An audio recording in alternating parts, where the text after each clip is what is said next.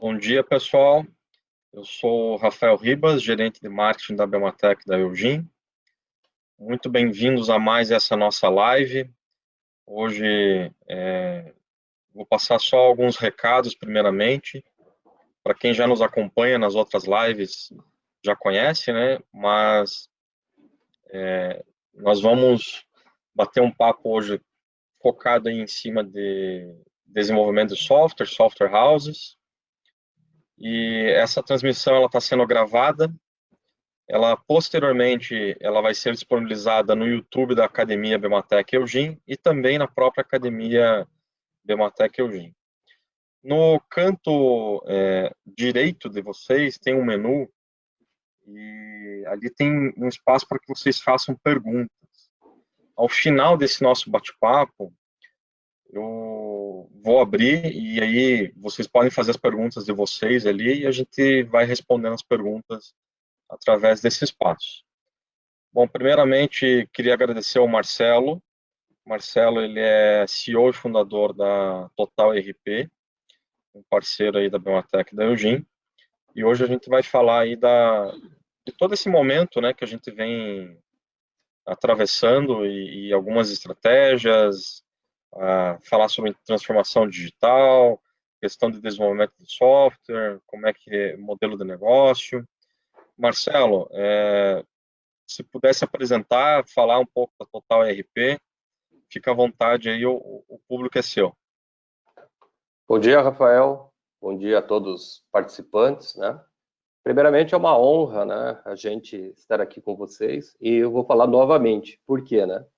Porque há 15 anos atrás, né, porque a gente é Bematec Software Partners há praticamente quase 20 anos, né? Desde o início da Bematec. E lá no início da Universidade Bematec, a gente estava nessa mesma posição, gravando os primeiros streamers, falando do produto, das parcerias, né? Então é uma satisfação muito grande a gente estar aqui novamente, 15, praticamente 20 anos depois, contribuindo, né, com os demais colegas, com o mercado, com um pouquinho da experiência que a gente tem, tá? Então vou passar rapidamente, né? Deixa eu clicar aqui na apresentação. Então, a minha trajetória, tanto acadêmica como profissional, então a gente vem, eu tenho uma visão multidisciplinar, né, uma educação multidisciplinar, mas a minha profissão é ser engenheiro de software, né, sou formado na área de bacharelado em informática, com ênfase em engenharia de software, e vim construindo ao longo de 19 anos uma carreira focada na área de tecnologia, né, embora tenha formação em administração, marketing, né, tem gente que vai ver ali até educação física, mas por que educação física, né? É que realmente eu sou, meu esporte é arte marcial, tenho equipe, tudo, e eu acabei fazendo essa faculdade em função desse esporte, né? Mas a gente sempre teve muito forte no varejo e atendendo micro e pequenas empresas, né? Também, há 10 anos atrás, a gente entendeu, em 2010, que o modelo cliente-servidor ele corria vários riscos e existia uma tendência mundial do software ser comercializado e ser utilizado pela internet. Depois, naquela época, ninguém nem sabia o que era SaaS, software como serviço, né? Nem eu sabia, mas eu sabia que tinha que haver uma mudança, né, de paradigma, né? Então, alguns anos atrás, nós começamos o Total RP, que é o nosso sistema, o carro-chefe da empresa, e o que é interessante é que a gente teve a oportunidade de ir ao Vale do Silício, fazer uma imersão em empreendedorismo lá, com praticamente 50 empresários, e visitar as melhores empresas, entender os modelos de negócio, ter aula em Berkeley, Stanford, focado no empreendedorismo, tanto digital, quanto na questão do ecossistema do Vale do Silício, né? E isso aconteceu há 4, 5 anos atrás, e eu trouxe todo esse conhecimento para a minha empresa, de forma tropicalizada, obviamente, e construí, então, todo um modelo de negócio baseado em boas práticas, né? Então, construímos não só a empresa, mas também a coisa que a gente mais se orgulha, que é a nossa missão, né? Então, a gente entendeu que a gente quer conectar empresas à tecnologia, porém, de forma sustentável para ambas as partes, né? E hoje, com o momento que vivemos, a parte sustentável é muito importante. É uma palavra que faz todo sentido, né? Com essa maneira nova de tocar as coisas, nós fomos finalistas do Prêmio de Inovação do FIEP, Senai, CNI, em 2019, em inovação em gestão, né? E confesso para vocês que todos esses movimentos já aconteciam há 3, 4 anos, né? Toda essa refatoração de gestão como um todo, não só da parte tecnológica. E a gente acabou sendo surpreendido com esse prêmio. Aqui em Curitiba nós somos os únicos. E isso tem nos ajudado nesse momento de pandemia. Tem nos ajudado muito porque o nosso modelo acabou sendo totalmente aderente à questão do home office, enfim, tá? Nossa atuação no mercado hoje são mais de 8 mil usuários de micro e pequenas empresas em todo o país, tá? Aqui eu vou passar um pouquinho mais rápido, um pouquinho da nossa equipe, tá? Temos grande, hein, né, esse desenvolvimento. Não, isso aqui é só uma parte, o que coube em foto, né? Uhum. É 30% da equipe, né? Hoje são mais de 50 pessoas. Bom, enfim, temos uma parceria com o Pequeno Príncipe, que é uma instituição aqui de Curitiba muito importante e que a gente faz doação de parte das nossas receitas das assinaturas para ajudar essa instituição, que é muito séria, né? Muito séria. A gente até brinca, se você nunca foi no Pequeno Príncipe, você não é curitibano, né? Porque Isso ela tá totalmente presente na nossa vida. E a gente, falando só rapidamente da nossa solução, que a gente chama de vaca leiteira, né, que é o Total RP, ele foi desenvolvido, ele é totalmente SaaS, né? Hoje ele é 100% online, com exceção do único módulo, que é o módulo de PDV, que ele é online e offline, ele é instalado em função das características do varejo, né? Então, se não tiver internet, se não tiver Cefaz, ele vai continuar trabalhando normalmente, e quando volta a internet, volta o Cefaz, ele consolida automaticamente. E tudo que é processado nesse PDV também é consolidado na nuvem, né? No módulo irmão dele, que tem no módulo chamado Total NFSE. Então, hoje a gente se orgulha muito desse produto, é um produto que já está há 10 anos no mercado, né? Às vezes a marca não é tão conhecida como outras, né? Mas como a gente se especializou em micros e pequenas, e muito bem em pequenas, a gente acaba tendo um bom público e é um mercado muito grande, tá?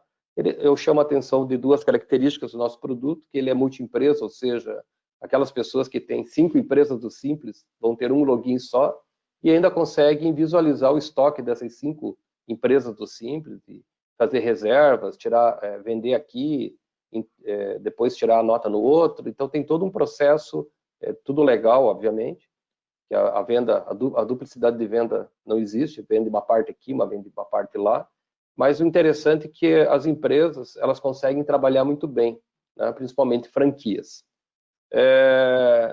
Nós temos vários segmentos, a gente não trabalha num formato totalmente vertical, ou seja, eu atendo só varejista e pronto. Não, a gente tem um modelo mais horizontal e isso agora na pandemia, já serve até como uma dica, é uma coisa que tem ajudado muito a gente, porque vocês estão vendo ali transportadora, eu tenho mais de 400 transportadoras na base, ou seja, a minha receita nesse momento das transportadoras não foi afetada, muito pouco. Então a gente tem hoje a maneira de tocar o software, principalmente quando é em nuvem, as estratégias têm que ser muito bem pensadas, tá, Rafael? E concluindo, né? Bom, essa já é a nossa apresentação, é o último, né? E concluindo, a gente tem uma camada de integração com os contadores, né? Ou seja, o contador não precisa ligar para o cara, me dá o XML. Não, ele já recebe, ele entra numa plataforma específica dele, baixa XML, baixa o movimento do quantos a pagar e receber dele, ajuda para fazer o SPED. Então, a gente, como tem muito tempo de estrada, Rafael e pessoal, então a MWork ela aprendeu a fazer a conexão entre o varejo, os atacadistas, a parte de logística e também o setor contábil, né? Então isso cria uma harmonia muito grande e evita muito retrabalho. Então, muito bacana, Marcelo. Muito bacana mesmo. É importante reforçar, né, para quem está nos vendo aí também, o objetivo dessa nossa conversa aqui também é a gente estar cada vez mais próximos dos desenvolvedores de software, né?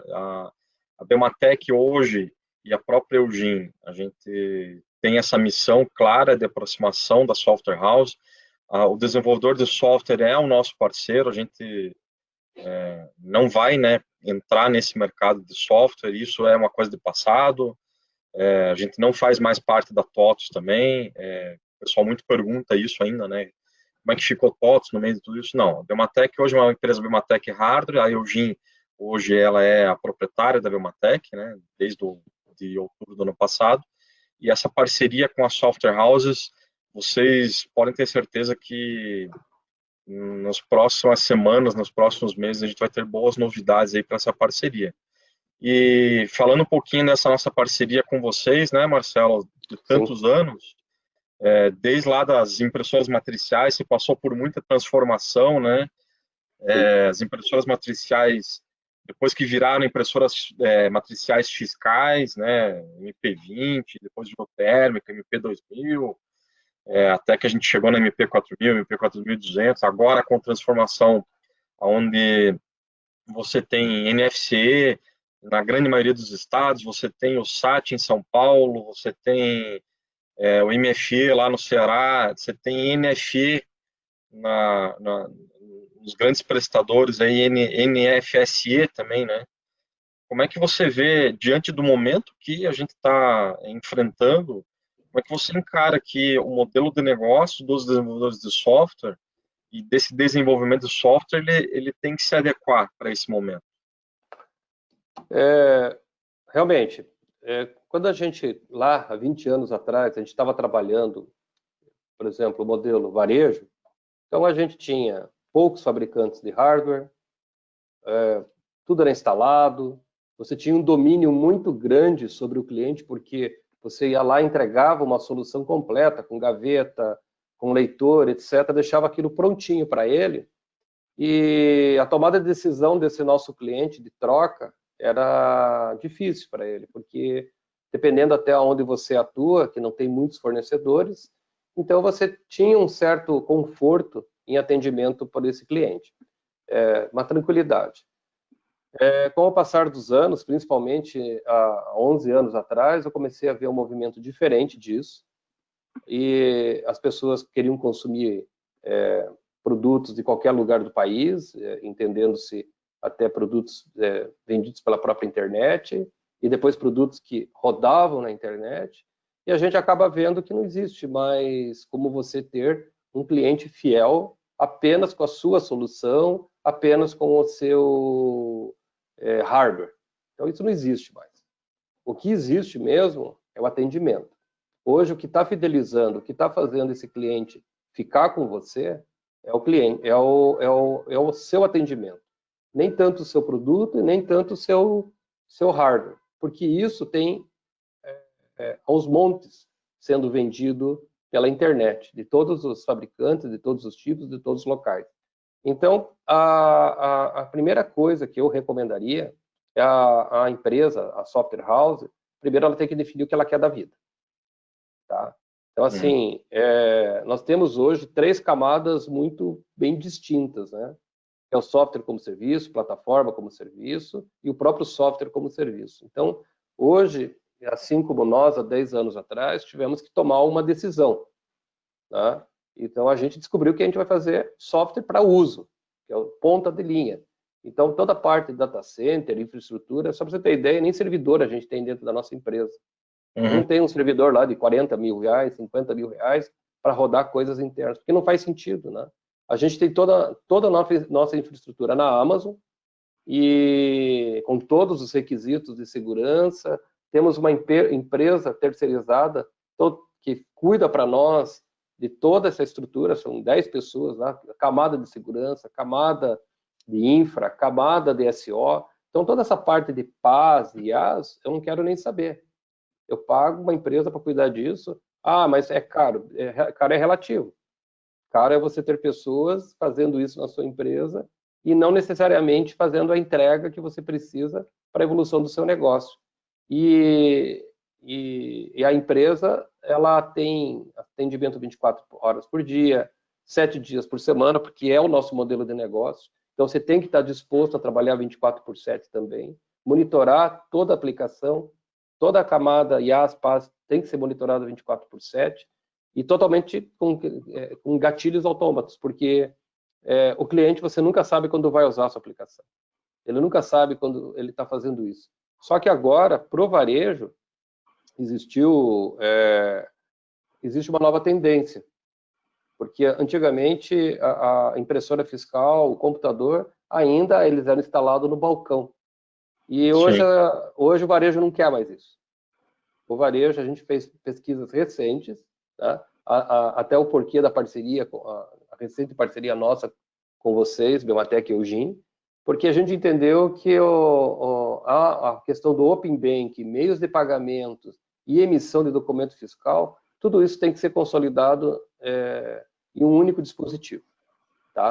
Então, eu vejo como uma grande forte tendência do mercado, sim, a entrega de um hardware, todas as Cielo, enfim, todos os grandes players de mercado já estão antenados, estão correndo atrás disso, GetNet, enfim.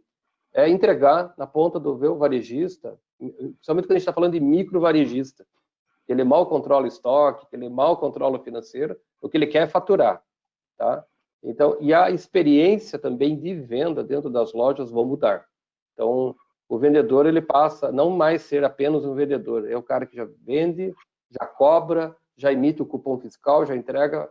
Por que isso? Por causa da maneira que a gente identifica hoje, que é a produção enxuta. Então, não só nós, as software houses, vão precisar ter um processo enxuto de produção. A gente tem que eliminar todos os gargalos possíveis, principalmente de processos e pessoas, para a gente ser viável. E o varejo, na ponta, está tomando a mesma decisão. Eles não querem. A gente fez uma pesquisa com mais de... Nós temos bastante gente na base, então é fácil para a gente conversar com eles. Eles querem minimizar o máximo os custos dele com infraestrutura de tecnologia. Tem que ser o mais objetivo possível. E aí entra a questão de você trabalhar como só serviço. Só para você ter ideia, até hardware, eles querem que seja serviço. Eles querem pagar uma fatura, não querem comprar computador, não querem comprar maquininha de meio de pagamento, não querem comprar software. Eles querem pagar uma mensalidade. Você trabalhar com RaaS também, né? Oi? Você trabalhar com RaaS, né? De Hardware as a Service. Sim, é a alocação do hardware, né? A gente chama uma de FaaS. recorrência. Então, dentro desse conceito, né, a gente orienta, não sei se eu já posso entrar nesse tema, Rafael, mas a gente orienta que até era o tema de uma próxima pergunta que eu tinha para você, é como é que você entende que o uso qual a importância dos softwares estarem adequados, né? O uso de um software adequado nesse momento de incerteza, né? Então, por exemplo, a nossa base, por exemplo, se ela teve que ir para o home office, todo mundo, como nós, como agora eu, você e os demais que estão assistindo, provavelmente devem estar em home office também. O que aconteceu? Do dia para a noite ele teve que ir para casa trabalhar. Então o software, ele tinha que ter um software adequado. A operação dele não poderia parar, independente de. Tá? Então o software como serviço atendeu bem a necessidade desse quesito.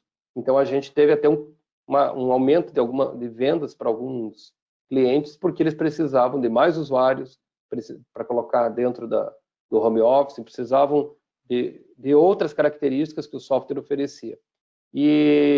Só que a gente teve que se adequar, teve muitas coisas que mudaram, né? E como que a gente consegue se adequar rápido? Porque antes de você falar de o software certo, Rafael, você tem que falar da maneira certa de tocar o negócio, principalmente no mundo de software hoje. Então, assim, primeira coisa que a gente fez já há 5 anos atrás, reviu todo o processo de planejamento. Como que era, antes da pandemia, até fazer um parênteses, como que a gente planejava? Então, eu fazia um planejamento para 5 anos, com revisão anual e com acompanhamento trimestral. Com a pandemia, Então, agora a gente faz um planejamento mensal, com um acompanhamento semanal e tomada de decisão diária. Então, a gente, olha a diferença, porque daí você tem que analisar mercado, tem que analisar N variáveis para poder tomar decisão até de retorno à operação na estrutura física da empresa. E, para nós, a grata surpresa, apesar de tudo, da situação ser delicada, é que o nosso modelo que nós adotamos, com base em players como Google, Oracle, Intel, entre outros, nos fez nos adaptar muito rápido para poder reagir à situação. Então, se eu tenho o nosso planejamento, então, que era de 5 anos, com revisão anual, então a gente teve que trazer para 3 meses. E a gente já usa o OKR, né? Que é uma metodologia, não vou esgotar hoje esses assuntos hoje, mas aqui vai estar falando disso. Objetivo e resultado da maneira mais simplificada possível e sempre metas tangíveis, coisas que podem acontecer. Então, a gente, além do OKR, né, a metodologia OKR, né, até eu posso, uma outra oportunidade, se as pessoas quiserem. Eu ia comentar isso, até chamar o pessoal que está nos assistindo aí, que numa próxima oportunidade a gente vai ter vamos falar uma live, mas meio que um webinar, né, para falar só de OKR, só para falar da metodologia em si, né? A gente pode passar toda maneira, porque a gente teve que fazer algumas adaptações para o Brasil, enfim, e a gente pode passar isso sem problema algum. Nós temos executivos especialistas nisso que já fazem isso aqui para outras empresas de forma gratuita, porque a gente confia que o ecossistema forte é o que faz um Brasil grande, né? Mas quando a gente está fazendo OKR, a gente dessas metas, principalmente agora, tem que ser smart, né? Tem que ser mensurável, alcançável, relevante, temporário, porque o que não é medido não pode ser avaliado. Então, quando você coloca isso, e toda a equipe, e detalhe, tá, pessoal, a gente não utiliza o OKR única e exclusivamente para o departamento de software, é 100% da empresa. 100% da empresa tem os seus OKRs. E isso é conhecido por todos, está dentro da intranet e tem os fechamentos trimestrais. Isso faz com que esse modelo de negócio nosso, todo mundo que está dentro da instituição, que sabe que tem que ser enxuto, todo mundo está exposto, não tem como se esconder embaixo da mesa, porque você definiu metas e você vai apresentar os resultados, e depois os resultados são colocados dentro da nossa intranet à vista de todos. Então, o que acontece? Você cria uma maturidade na sua equipe muito boa, focado em resultado, e resultado rápido, né? Indo para frente ainda, não adianta também só planejar e usar metodologias de planejamento. Tem a parte de execução e monitoração, né? Então, quando a gente fala de execução, é outra camada. Então, você tem que também ter metodologia. Como eu tenho formação na gestão de projetos e nessa formação, então, foi muito forte a parte de PMI, que é o Project Management Institute, e Kanban, Kaizen, e também tem formação em Scrum. Eu senti a falta de uma junção desses conceitos. Porque o Scrum, né, embora seja muito divulgado e muito consolidado, ele também não é só para o departamento de software. Ele pode ser aplicado na empresa inteira e, no nosso caso, é aplicado na empresa inteira. Então, a gente tem as reuniões diárias, todos os departamentos têm. O que eu fiz ontem, o que eu vou fazer hoje, se eu estou com um problema ou não. A equipe ali já se une. Você faz não só na área de desenvolvimento, você também pode fazer na área administrativa, no financeiro. O Scrum Daily a gente faz diariamente. E agora, e olha que interessante, nesse momento de pandemia, a gente está fazendo 2 vezes ao dia. Porque está todo mundo em home office. Então, todo dia, às 9 horas em ponto, as equipes se reúnem remotamente. A gente tem as salas virtuais, né? A gente usa o Hangout, funciona super bem. E todos fazem às 9 horas. Depois, a equipe de produção faz às 14 horas. A equipe comercial e marketing tem um fechamento às 17h30. E esses checkpoints, que a gente chama de checkpoints. Para que é isso? Para manter a equipe unida. Tá? Uma vez por semana tem toda a empresa numa live comigo ou com algum gerente fazendo uma parte de alinhamento geral. E o que vai acontecer na próxima semana, até para as pessoas não perderem esse contato com as suas lideranças. Porém, isso é cíclico. E por isso que esse desenho que está ali, e a gente aprendeu, ali está escrito de 1 a 4 semanas, né, o nosso sprint. Só para vocês terem ideia, depois de 3 anos refinando esse projeto, nosso sprint nunca passa de 2 da produção. Quando muito, 3. E tem os porquês disso. Num outro momento, a gente pode falar disso também. Todo projeto do marketing é 30 dias. Então, ou seja, tem funcionado tão bem que a gente tem uma agilidade e isso me trouxe uma redução de custo. O último levantamento que foi feito em 2019, no final do ano, nós aumentamos a nossa produtividade só do setor de produção em 177%, tá? Isso é mensurável, e tivemos uma redução de custo de 55%. Caramba. Então eu estou entregando muito mais e com menor custo, né? Mas isso não é à toa, também não acontece do dia para a noite. É um processo de lapidação e refinamento muito grande. E começa principalmente já pelo product owner, pelo dono da empresa ou pelo responsável que vai definir quais são as características de produto que ele vai adaptar para ele. E a palavra não, a sigla que eu mais uso, porque eu ainda não abro mão de ser o PO da empresa, o Product Owner, né? Embora tenha Scrum Master, tudo, é o seguinte, eu não autorizo fazer nada na empresa. Obviamente não sou só eu, tem uma camada de pessoas. Mas assim, eles trazem para mim várias features que os clientes vão pedindo, porque imagine, 8.000 pessoas, são dezenas de empresas, cada um quer o software do seu jeito. E um software SaaS não pode ser um software com várias caras, é uma cara só e com N características. E as pessoas têm que se adaptar. Então essa é a primeira questão. O meu software, a pessoa tem que se adaptar. Ah, mas ele é customizável? Até é. Só que ele entra num backlog, é feita uma análise de ROI, ou seja, se eu investir R$1 para desenvolver essa nova característica do produto, essa feature, o que isso pode me retornar? Vai ajudar a aumentar a venda? Vai ajudar a manter meus clientes na base? Então, a gente tem uma análise, tá?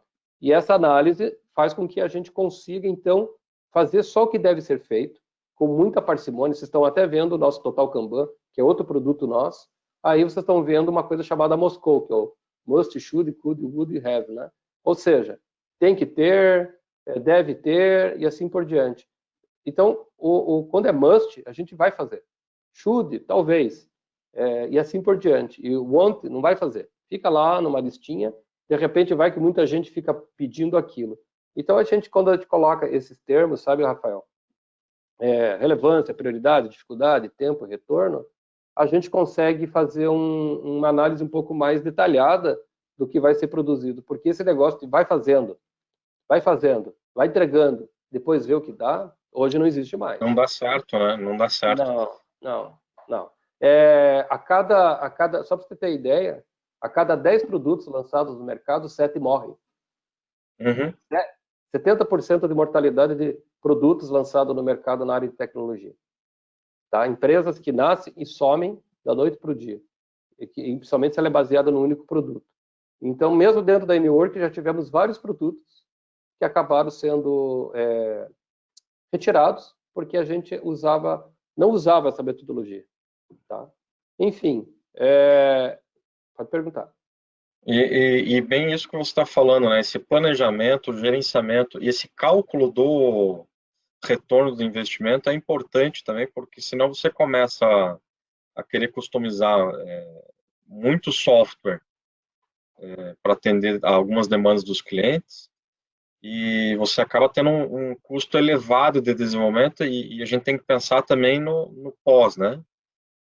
A tua área de suporte começa a ser acionada mais e acaba não se pagando, né, o investimento que você fez. Né? Não, até porque a gente tem a partir de R$69. Então, se um cara de R$69, eu até vou falar daqui a pouco sobre métrica SaaS, eu posso falar. Eu vou concluir isso aqui e vamos para essa questão da métrica. Essa tua pergunta é bem relevante. Ela consolida isso que a gente está falando. Daí alguém pode estar perguntando aqui, mas como é que você controla tudo isso? Eu não preciso, o Total Kanban controla para mim.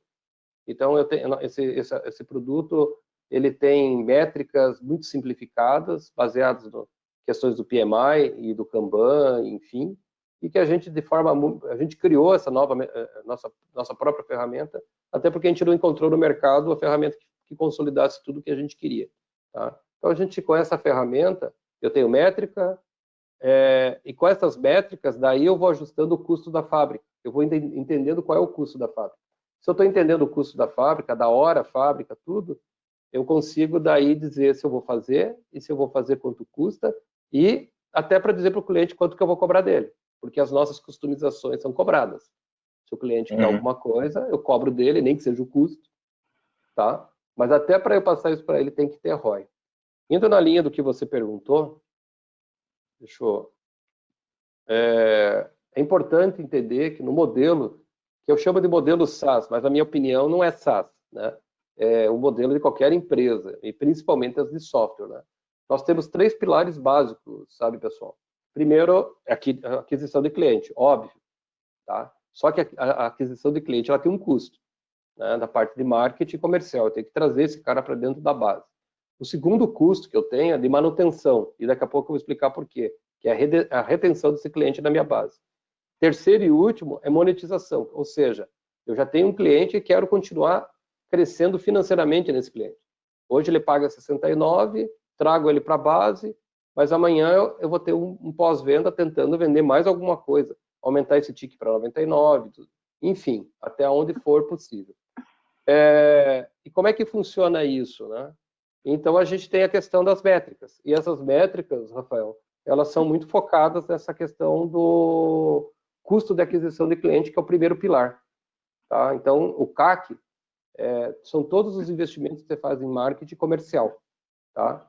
E, então, só isso representa para nós uma das maiores dores de cabeça, porque eu tenho que tentar sempre... É uma briga hoje. E após essa crise, que virá a segunda, terceira onda, segundo especialistas, cada vez mais, pelo menos nós, do Total RP, nós vamos ficar focados em entender e customizar nosso marketing, nosso comercial, da melhor maneira possível. Por quê? Se vocês olharem um gráfico que tem ao lado ali, ali está falando o seguinte, por exemplo, hoje, vamos exemplificar, vamos dizer que eu gastei, o custo desse mês para eu trazer cliente foi de R$800 por cliente. Vamos fazer uma conta aqui. Vamos colocar R$1.000 para fazer uma conta de padeiro. Eu gastei R$1.000. Tá, se eu gastei R$1.000 e vendi um ticket para esse cara de R$100, quanto tempo demora só para amortizar o CAC? 10 meses. Então, e muita gente não faz essa conta, sabe, pessoal? Ele não sabe que se esse cliente ficar só 5 meses, você teve um ganho de menos R$500. E todo mundo, e quem é do mundo SaaS, eu recomendo muito fortemente que estude as métricas, para você saber se você está ganhando ou perdendo dinheiro. Se você, a métrica mundial diz o seguinte, que o tempo de vida do cliente tem que ser 3 vezes maior o custo que ele teve. Então, se eu gastei R$300, ele paga 100 e esse cara ficar 9 meses comigo, que vai dar R$900, então esse cara se pagou 3 vezes. Então, ó, esse é um cara que está contribuindo positivamente para o meu faturamento. E essa curva de faturamento da empresa para o fluxo de caixa, o cash flow, ele é assim, quanto mais rápido ele se paga, maior vai ser o teu cash flow, melhor vai ser o teu cash flow. O gráfico ao lado, inclusive, mostra, se eu demorar 6 meses para recuperar, olha a minha curva azul, ela já começa a subir mais rápido. Se eu demorar 18 meses, que é a curva verde, vai lá para frente, já estou em 55 meses. Então, se você não souber tocar o teu negócio, olhando métricas, de modelo enxuto, bem planejado, de forma ágil, respondendo rápido para o mercado, para os clientes, primeiro, os clientes vão procurar outros que fazem. Se você não faz, azar teu. Tem bilhões que fazem. Agora, se você faz, você é viável, você paga a sua própria conta, muitas empresas de tecnologia, eu não vou citar nomes por questões éticas, grandes, empresas milionárias, nunca se pagaram a conta. Não se pagam. Só entra dinheiro. Você quer falar alguma coisa? Eu ia comentar que, diante do momento que, já falei isso em algumas outras transmissões, mas dentro do momento que a gente vem numa aceleração de transformação digital, e o desenvolvedor de software também passa por isso, de se adequar a novas tecnologias, né? você tem que saber também usar, ter de forma eficiente o uso da tecnologia, né? Eu queria também que você explanasse um pouquinho qual é a visão da Total RP com esse uso eficiente de tecnologia. Só concluindo a questão, é, quando você mantém você faz a lição de casa, e quando você fala de tecnologia, tem tudo a ver com esse CRAP também, é aquela tecnologia que ajuda a reter o teu cliente, ele vê valor na tua aplicação, ele vê valor no teu produto, principalmente o que eu falei no começo, no teu atendimento, porque se você gastar, pense comigo, se você gasta muito tempo dando suporte, que foi a tua pergunta, a tua colocação agora há pouco, se você gasta todo o recurso que entra, porque eu falei do CAC, que é o custo de aquisição, imagine que o cara já gastou, já vai consumir lá 6, 7 meses só para se pagar, e ele não sai do telefone. Ele liga todo dia para o suporte. Acabou, esse cliente não vai se pagar nunca.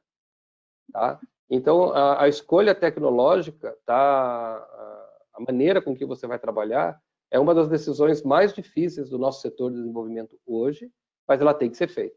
Então, a parte que muita gente startupeiro não gosta de dizer, o termo P&D é feio, não pode falar P&D. Olha, pessoal, na boa, quem entende que P&D é uma coisa velha, desnecessária dentro das suas empresas, me desculpe, eu acho que está equivocado. E por um único motivo. P&D é pesquisa e desenvolvimento para simplesmente você tomar decisões. Nós ficamos 1 ano, nós estamos agora fazendo uma transformação tecnológica na nossa empresa agora. Iniciou mesmo no meio da pandemia, e a gente não podia parar. Como a fábrica segue as melhores práticas, então a gente está conseguindo, e eu não tive que demitir ninguém, não tive que reduzir salário de ninguém, então a gente está conseguindo manter uma boa performance. Por quê? Porque a gente é lean, a gente é enxuto, então a gente conseguiu. Ficamos quase 1 ano fazendo P&D em 2019 inteiro, uma equipe específica, só para decidir quais serão os novos movimentos tecnológicos da nossa empresa. E não é só linguagem, é toda a parte IA, as PAS, etc., a gente entender, não que a gente vá cuidar disso, mas até saber o que a gente precisa. Porque a onda hoje é muito microserviço. Então, a gente hoje não trabalha mais sozinho. O Total RP, ele não faz de um tudo sozinho. Eu tenho vários parceiros na parte de boleto registrado, são as vans. Eu tenho na parte de e-commerce. Então, assim, a gente tem alguns parceiros, a gente cria um relacionamento técnico entre eles. Porém, para o meu cliente, o que eu preciso? Entregar cada vez mais um produto de mais alta qualidade possível, que funciona da maneira mais rápida possível, com o melhor suporte possível e tecnologicamente viável, porque a parte de UX, né, barra UI, né, que é User Experience e User Interface, hoje é muito forte. Antigamente, se desenhava qualquer telinha, entregava, estava bom. E se o cara reclamasse, ainda você falava para ele, não enche o saco. Hoje não. Hoje você contrata designers, você contrata pessoas, webmasters, especialistas, porque a cor, então assim, o software virou meio que obra de arte. Né? A gente tem que cuidar como se fosse uma obra de arte, pensando em detalhes que até muito tempo atrás a gente não precisava. Mas tudo isso é custo. Tudo isso é custo. Então, eu vejo com muito cuidado, e por isso que eu participo, a gente fez agora esse novo movimento com a Eugênio Bematec, porque a gente estava indo para uma linha de desenvolvimento da parte Smart POS, etc., que depois a gente entendeu que não seria viável para nós. Quando a gente identificou no mercado com vocês essa possibilidade, analisou, a gente viu, opa, eu não vou fazer isso. Eu vou trabalhar com isso, eu vou trabalhar em cima disso. Eu vou pegar o que eu tenho de bom e vou extrapolar com um parceiro. E eu vou trazer mais ROI para o meu negócio. E não só isso, né? Todas as metodologias que você utiliza hoje na empresa, né, na Total RP, faz com que você tenha um software com uma melhor qualidade, né? E com menor dispêndio de gastos também, né? Você tem alguma recomendação para o pessoal que está nos assistindo e até reforçando, pessoal, vocês podem usar o espaço de perguntas, que daqui a pouco a gente vai abrir e aí vocês podem perguntar tanto para mim quanto para o Marcelo. Tá? Então a gente tomou uma decisão, por exemplo, ó, só passar um case nosso, que é uma recomendação para pensar.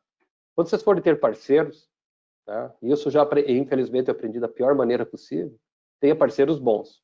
Porque o parceiro ruim, ele joga contra tudo isso que eu falei para você. Ele faz uma má entrega, ele estressa a tua equipe, você perde bons colaboradores que saem da tua empresa, não por causa da tua empresa, mas é que não querem mais trabalhar com aquilo. Então, assim, a gente fez um processo de eliminação de parceiro ruim da nossa parte, tá? E um deles foi a questão de data center. A gente trabalhou com a Amazon. A gente não era 100% Amazon, mas a gente viu num momento, por que não queria ser 100%? Por causa do custo. O custo era, no mínimo, 2 vezes maior. Vou falar uma coisa para vocês. A gente teve a coragem de fazer isso, mesmo com o dólar. Quando a gente começou a ter Amazon, o dólar era 2 e pouco. Daí a gente estava quase 100% Amazon, recuou por causa dos valores no começo da empresa. E hoje eu me arrependo, porque o Amazon, não estou fazendo propaganda deles, até porque eu não ganho nada com isso. Mas eu tenho que falar, mas é um parceiro bom que eu tenho que dar como exemplo. Quando a gente pegou um parceiro de gestão da Amazon e a própria infraestrutura Amazon para fazer o nosso negócio funcionar como deveria, mudou o mindset da nossa empresa. Porque a gente viu que a gente estava perdendo muito tempo, com um parceiro que apresentava muito problema para a gente. Tá? E nem talvez e não era nem tanto o parceiro em si, e sim a infraestrutura que ele utilizava, que não era a Amazon. Tá? Então, assim, esse tipo de impacto, ele pode acabar com a sua empresa. Você pode perder a sua empresa por uma decisão, às vezes, de um parceiro que não vai dar vazão à tua necessidade.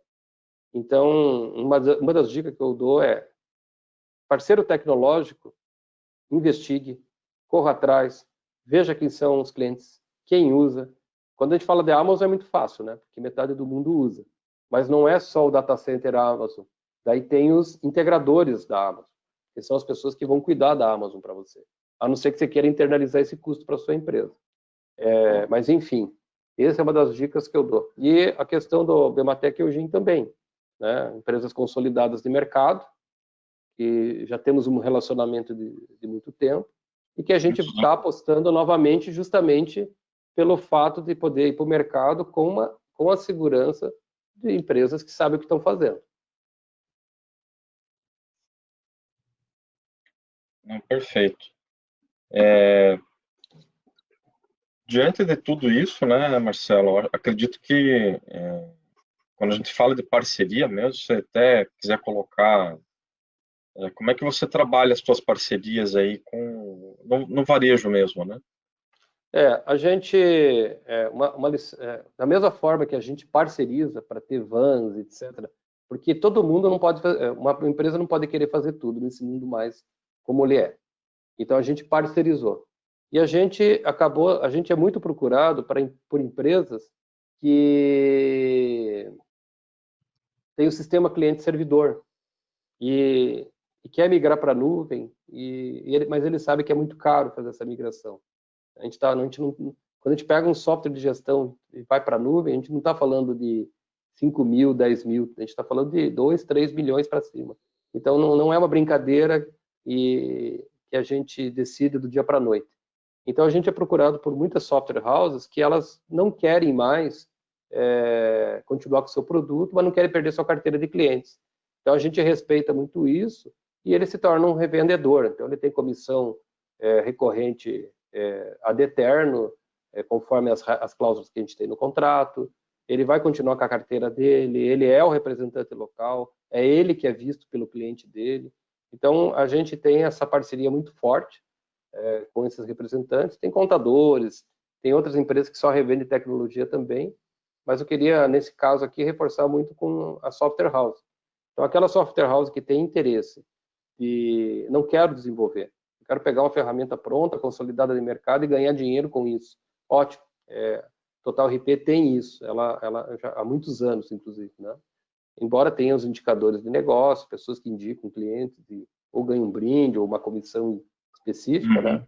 Mas não é esse o nosso maior hoje meio de busca de parceria, e sim as nossas revendas, porque isso tem dado um resultado bom para os dois lados. Por isso que a gente está em todo o país com uma certa facilidade, em função de dezenas de parceiros que operam com o nosso produto, sabe, Rafael? E fico aberto aí também e tem aqui os contatos também, sabe, que as pessoas podem entrar. E fico aberto a perguntas aí sobre...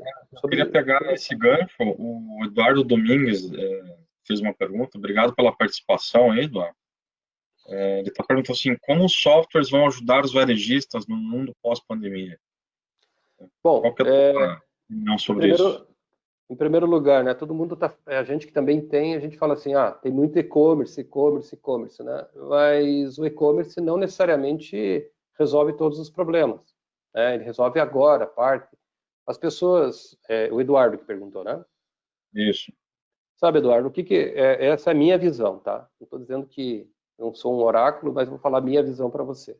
Em primeiro lugar, as pessoas vão, por estarem muito restritas no seu ir e vir, a partir de agora, quando elas tiverem essa possibilidade, vão acontecer duas coisas, na minha opinião. Primeiro, as pessoas vão querer se relacionar mais, porque elas ficaram sem poder fazer isso, elas ficaram privadas desse tipo de possibilidade. E a partir do momento que ela quer se relacionar mais, então o varejista, através dessa forma, uma nova forma de utilizar o hardware e o software dentro da sua loja, prestando mais atenção no cliente, e até a parte tecnológica ela fica muito até não tão evidente no processo, ou seja, ela é simples, ela é fácil, tá junto com o vendedor já vai estar mostrando, se não tem aquela peça que ele precisa, ele pode mostrar rapidamente opções. Então, esse relacionamento do vendedor com o usuário, com o cliente, ele vai acabar mudando um pouco essa relação. Então, eu tenho a visão que todas as empresas que estiverem antenadas, entregar soluções que vão aumentar a interação entre o lojista e seu cliente vão ter sucesso. Até porque haverá uma explosão de consumo num devido momento, devido à questão que eu chamo de pequenas indulgências, né? Que após toda crise, a pessoa ela se sente compelida a se presentear até por estar vivo. Até por estar vivo. Então ela vai para a loja, ela vai querer... Tanto que aconteceu agora em Hong Kong, acho que foi assim que a Hong Kong abriu as suas portas novamente dos lojistas, teve uma loja que vende bolsa de grife, que em um dia vendeu 2,5 milhões de dólares. Tá? Coisa que ela, segundo a estatística deles, demorariam no mínimo uma semana, 15 dias para vender. Então vendeu num dia só, que venderia talvez em 2 semanas.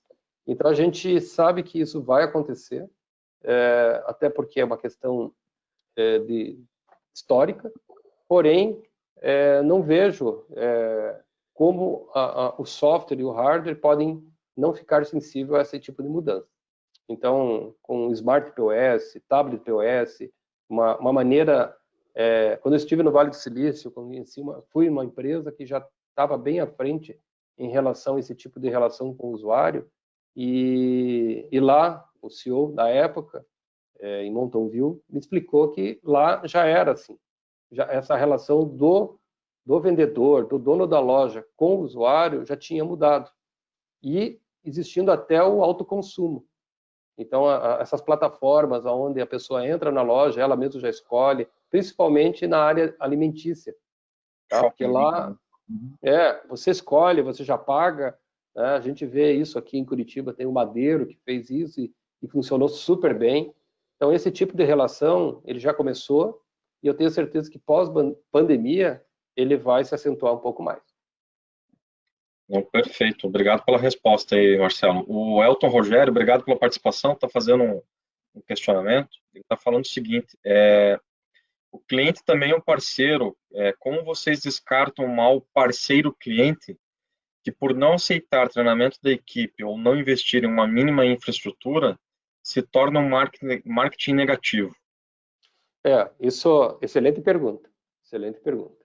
A gente passa por esse problema semanalmente. Então, a gente tomou uma política. Eu demito clientes, tá? Mas por quê? Quando ele esgota um ciclo. Qual que é esse ciclo? Primeiro, todos os nossos vendedores, eles são orientados a fazer uma venda correta, tá? Porque a palavra que vocês viram num slide agora há pouco, que é até ele está fora ali, o churn, que é a perda de clientes, ele é ruim, porque se eu tenho um churn de 3%, como está aqui, eu vou crescer e num prazo de 37 meses eu vou ter 140 mil, aqui é um exemplo, né? Se eu trabalhar com churn negativo, ou seja, o crescimento dos meus clientes da base, por estar satisfeito comigo, comprando mais e novos clientes, se eles for muito maior do que eu estou perdendo, eu triplico o meu faturamento, meu cash flow muito rapidamente. Agora, essa relação, ela só acontece se realmente você vai conseguir, desde a primeira fase do teu CRM, catequizar teu cliente do que você está vendendo.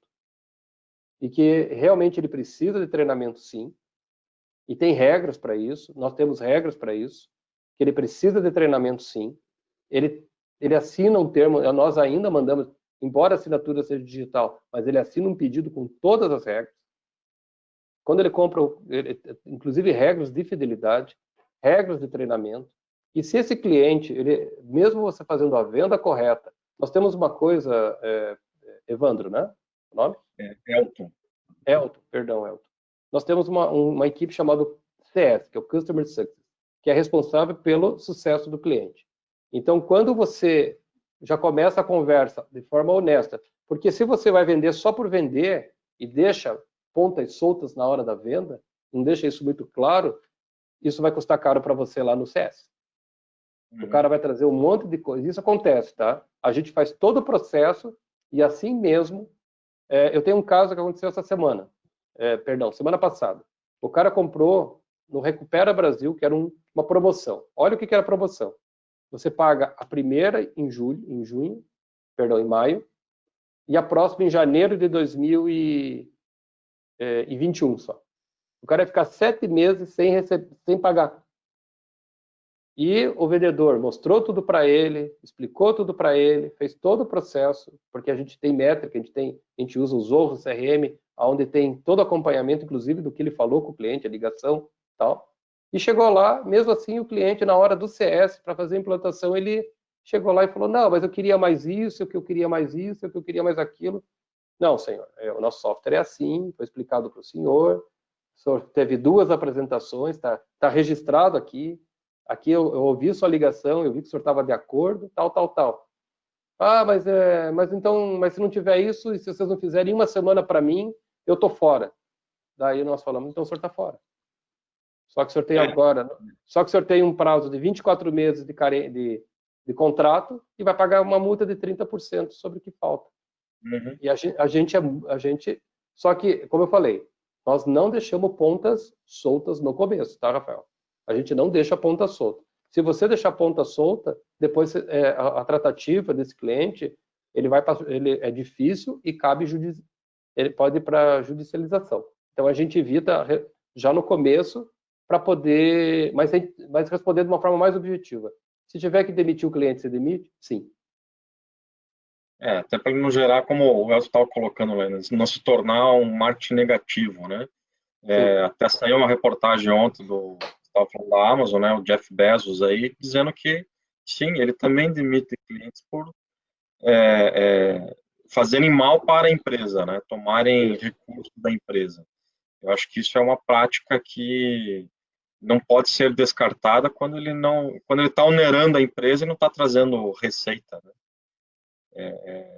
Bem interessante. E também quando você falou de CS, né, do Customer Success não é só medir NPS, né? Você tem todo um trabalho por trás que reter aquele cliente também dentro da sua base. O Ronélio, obrigado aí pela participação. Está fazendo uma pergunta aqui, eu vou responder essa porque é voltada mais para a academia. Obrigado aí pela participação. Sim, reforçando, essa live ela vai ser disponibilizada no YouTube da Academia Bimatec Eugene e também na própria Academia Bimatec Eugene, se quiserem acessar por lá, também vai ter essa disponibilização. Tá? Então, vocês podem compartilhar para lá, para a sua equipe. E os demais também, né? Pessoal, se tiverem mais alguma pergunta, nós temos ainda alguns minutinhos. Vocês podem fazer ali no espaço de pergunta. Enquanto o pessoal promove uma pergunta, uma contribuição final mais do que nunca, pulverizar cada vez mais o faturamento. Deixar o faturamento em poucos clientes, cada vez mais vai ser um risco, tá? Porque a pandemia que aconteceu hoje é só mais uma de muitas, tá? Nós teremos outras, né? Então, quando a gente tem crises políticas, crises econômicas, crises sanitárias, e isso vai ser cada vez mais recorrente, o mundo cresce, o volume de pessoas cresce e assim por diante. Então é bom as empresas, muitas delas fazem isso, daí, mas me dá um nome de uma que faz isso, Ambev. Ambev, ela tem empresas dos mais diversos tipos, em dos mais diversos locais do mundo, e focado nisso, não deixar todos os ovos numa única cesta. Então é uma recomendação bem, não sei se é pertinente agora, mas eu faço para todos também, e a gente toma esse cuidado.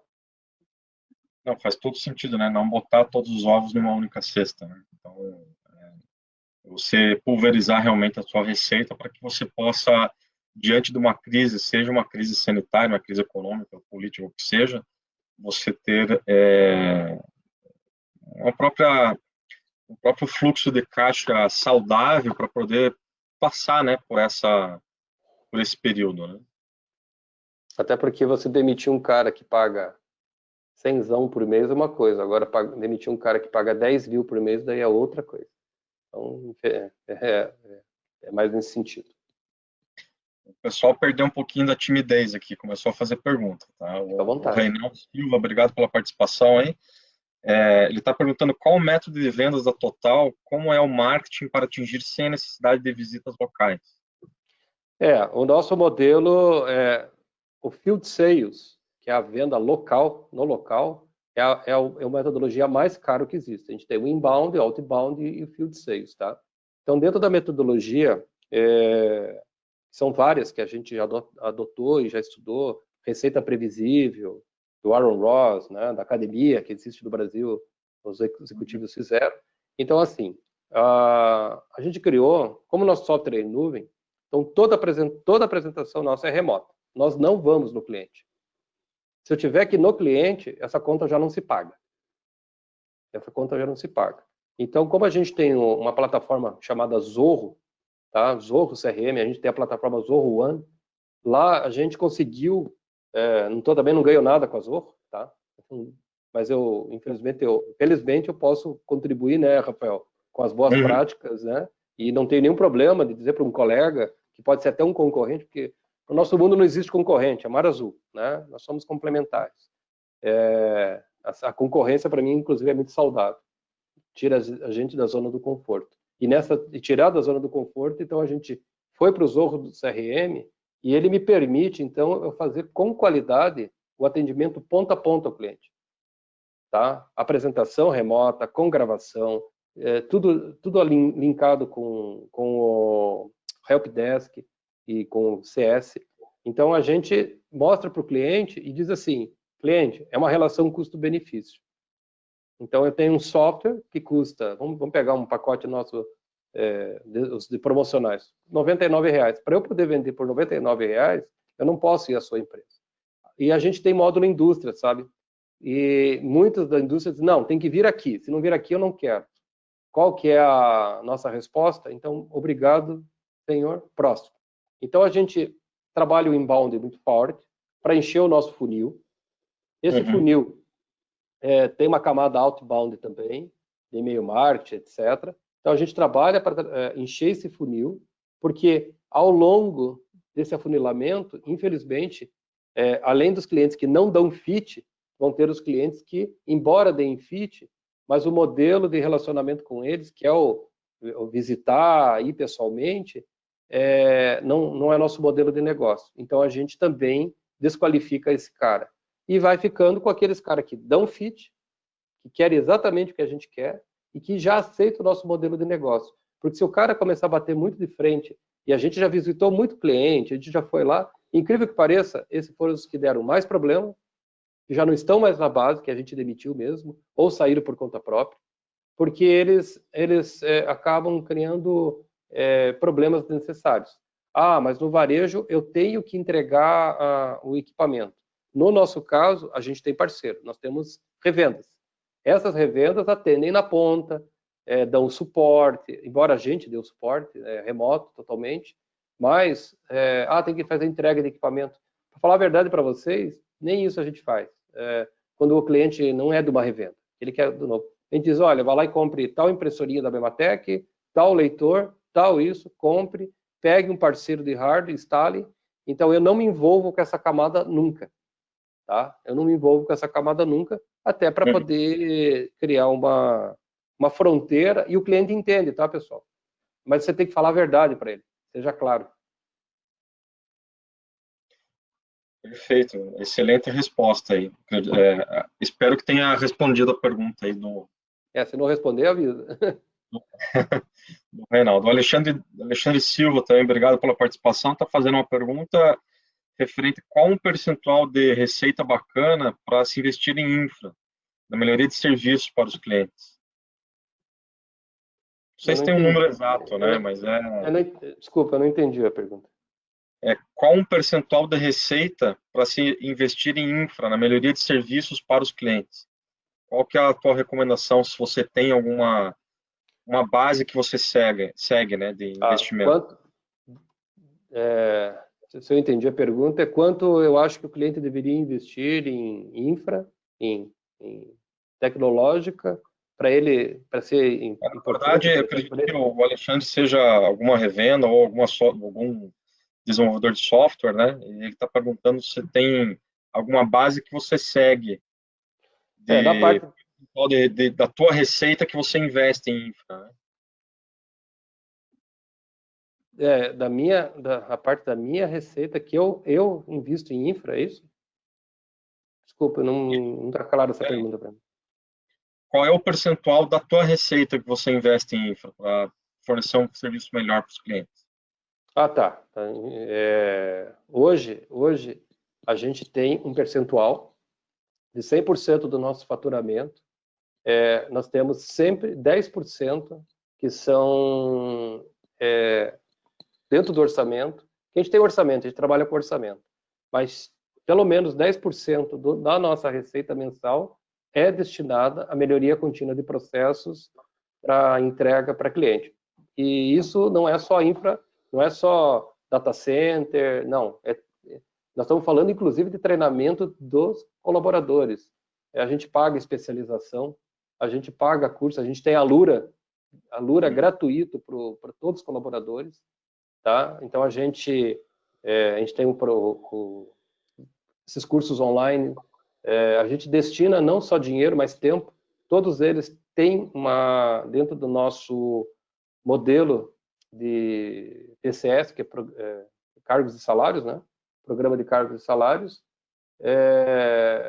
eles têm que entregar uma quantidade de cursos, inclusive alguns deles feitos dentro da empresa, em horário comercial, tá? Que são objetivos, a gerência diz, o pessoal tem que fazer isso. Por exemplo, o meu comercial, todo dia de manhã, das 9 às 9h30, eles têm curso.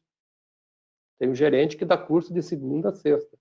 Então, só nesses caras há um investimento, faz as contas aí, são 10 horas no mínimo por mês em treinamento contínuo. Então, a gente faz isso em todos os departamentos, mas especialmente na área de produto. Não, perfeito. O Murilo Medeiros também, obrigado pela participação. Ele está fazendo uma pergunta se o software da Total EP é indicado para o segmento deles, né, loja de assistência técnica. Sim. Como parceiro, se existe alguma parceria para quem utiliza o próprio software da empresa. Sim. Se ele for venda de equipamentos, né, então o nosso módulo comercial, ele aceita serviços e produtos, né? Ele é bem mais simples, a gente aprendeu a fazer uma das coisas um pouquinho mais simples. tem toda a rotina, que já integra com o financeiro, já integra com a parte de entrega de produto. Então, ele tem, sim, ele tem essa camada, se for esse o caso. E o parceiro que é parceiro nosso, que indica a gente, ou até revende, ele tem sempre uma condição diferenciada. Tem até o e-mail que é o SAC, S-A-C, deixa eu colocar aqui no final. Tem esse, pode ser esse também, o comercial, @totalrv, ou SAC mesmo, @totalrv, Total IRP. Esse Total Revenda, na verdade, não é esse, tá, pessoal? Está descontinuado, tá? Deixa eu só colocar aqui. Deixa eu mudar aqui para não ficar, de repente, alguém tirar o print errado.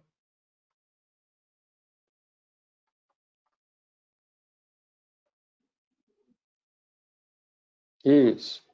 Então, é só entrar em contato ou entra no site do Total RP, na página parceria, preenche o cadastro de parceiro, e daí o nosso executivo, a Nicole, ela entra em contato e faz todo o relacionamento, explica tudo direitinho, tá? Então a gente vai ter o maior prazer em atender vocês e fazer essa parceria. De onde que ele é?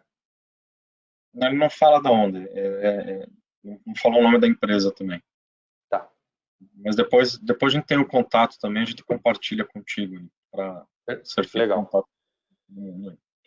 O Rafael Salles, obrigado pela participação também, ele está parabenizando pela iniciativa, né? E está perguntando qual é a sua recomendação para quem ainda trabalha com ambientes de TI interno, com servidores e virtualização local. Como começar essa migração do portfólio de serviço para cloud? Tá, primeiro, a gente que veio desse mundo, Rafael, a gente quando a gente começou não tinha muita literatura, muitas boas práticas sobre isso, então a gente sofreu bastante. Mas uma coisa eu digo para você, eu não me arrependo de ter feito isso, tá?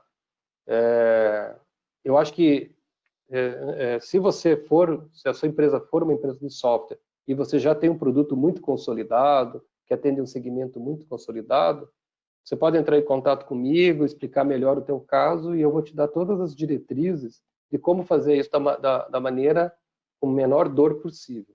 Se você é de automação e de repente você tem uma carteira de clientes e quer ir para esse mundo, é melhor você realmente parcerizar com uma empresa como a minha ou com qualquer outra similar e revender e não partir para investimento dessa monta, tá? Porque realmente, a não ser que realmente você tenha bastante recursos e tenha vontade para isso, como eu te falei. Melhor ligar para mim, eu vou entender melhor o teu caso. Pode ligar, o Rafael depois deixa o meu contato aí para vocês. Agora, eu não recomendo que você inicie nenhum projeto, qual você acabou do seu questionamento, sem antes que você realmente fale com especialistas ou pessoas como eu, que já estão na área há muito tempo, que já passaram por esse processo. Porque você pode realmente ter por exemplo, só para você ter ideia, eu não tenho servidor na minha empresa. Para não dizer que eu não tenho nenhum, eu tenho um servidor de banco de dados de teste. Tá? Todo o resto, agora, todos os meus ambientes de homologação, toda a parte de versionamento de código, tudo que você possa imaginar, 100%, prototipação, tudo, análise, é 100% em ferramentas SaaS, online. E tem um porquê para tudo isso. E o primeiro porquê dele que é muito mais barato. Né? Sim. É muito mais barato. No começo ele é caro, mas depois que você acerta tudo e faz o modelo girar, chega no break-even do seu negócio, ele passa a ser bem mais barato. Perfeito, excelente, Marcelo. Vamos só para as duas últimas perguntas, a gente já passou um pouquinho do nosso tempo, mas o Marcelo Neves, obrigado pela participação também, ele está perguntando sobre a política de IaaS, PaaS e RaaS, poderá ser aplicado para o pequeno comerciante, se sim, se eles têm acesso a essa política comercial, né? Acredito que é um modelo de parceria, né, que ele esteja perguntando. Sim, a gente tem um modelo de parceria. A parte de hardware, a gente não entra nesse mérito. Então, o parceiro, por exemplo, se você é parceiro Bematec, você vai continuar sendo parceiro Bematec, vai revender direto para o cliente, vai fazer toda a parte de integração do hardware com o cliente no ponto de venda sem problema algum. Toda a parte SaaS, então nós temos uma política comercial, você vende, tem receita recorrente, mensal, é uma política bem bem agressiva, inclusive. Quanto mais clientes você tem, mais percepção de receita você vai ter mensal. E tem todo o nosso apoio, porque do software, do Total RP, quem dá suporte somos nós. Tá? Você até pode dar o suporte assim, para fazer um meio de campo com seu cliente, um bom relacionamento, com questões básicas, mas quando é uma coisa um pouco mais complexa, que a gente chama de segundo e terceiro nível, a gente assume 100%, até para que você não perca o foco do teu negócio, que é estar atendendo o cliente na ponta. Excelente. O Eudes Gonçalves, obrigado pela participação, é a última pergunta que a gente está lendo. Ele gostaria de saber quais as ferramentas que podem ser utilizadas de relacionamento com os clientes, que eles possam utilizar com satisfação, querer utilizar para suporte, atendimento remoto, solicitações à empresa de qualquer demanda. O GLPI é uma ferramenta que funciona para empresas, tanto fornecedor quanto cliente? Veja, essa pergunta ela é mais complexa, porque depende muito do segmento do cliente, depende muito da percepção do negócio dele, porque quando a gente fala de micro e de microempresas, né, a gente está falando de CRM, a gente está falando da parte de relacionamento, mas eu não saberia responder assim de bate-pronto, por não conhecer quais segmentos ele está se referindo, mas hoje, para as micro, pequenas empresas, elas obrigatoriamente, ferramentas de CRM e de marketing digital, por exemplo, eu vou citar uma aqui que eu lembro de cabeça, que é até de Curitiba, que é a Lead Lovers, por exemplo, que é simples de usar, cada vez mais elas, e são de custo, embora o Zorro seja em dólar, né, custa 30, mas tem por $10, a partir de $10 por mês, e o Zorro é um pouquinho mais caro, ele custa 35 por usuário, mas são ferramentas hoje que, a partir do momento que é o microempresário, micro e pequeno empresário, ele consegue definir um processo e colocar isso se torna de graça para ele. Ele se torna de graça. Por quê? Porque se ele consegue atender melhor o cliente, perder menos cliente, diminuir o CAC dele, tá? A relação CAC-LTV é melhorada, então, se a pergunta é qual a importância, é total. A importância é total. Lógico que existem dezenas de tipos de ferramentas para cada tipo de empresa. Então, é importante que essa percepção seja analisada caso a caso. Mas, num bojo geral, a utilização de ferramentas de gestão, seja RP, CRM, marketing digital para controle efetivo da base de clientes, isso para mim não tem mais volta. O próprio e-commerce, né? Vamos colocar o e-commerce junto nessa cesta. Isso, principalmente agora pós-pandemia, isso não tem mais volta. Não, excelente, Marcelo, obrigado pela resposta. Bom, a gente chegou ao final, né, da nossa live. Eu queria agradecer a sua participação, Marcelo, a participação de todos que ficaram aí durante essa mais de uma hora nessa nossa conversa. Queria convidar o pessoal, fique ligado aí nas próximas semanas, nós temos outras lives.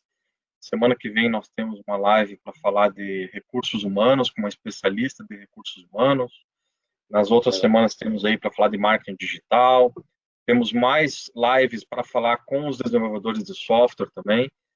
E fiquem ligados aí, vocês devem receber os convites nas próximas semanas. E fiquem à vontade para entrar em contato conosco e entrar em contato também com o Marcelo, que deixou os contatos dele. Ok? Se quiser dar mais algum recado, Marcelo, fique à vontade. Legal, pessoal. Primeiro, agradecer a você, Rafael, pela iniciativa. Acho que é uma excelente iniciativa.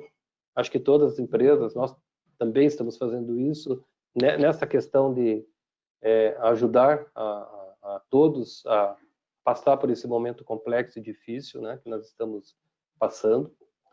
Agradecer por me aturarem durante uma hora.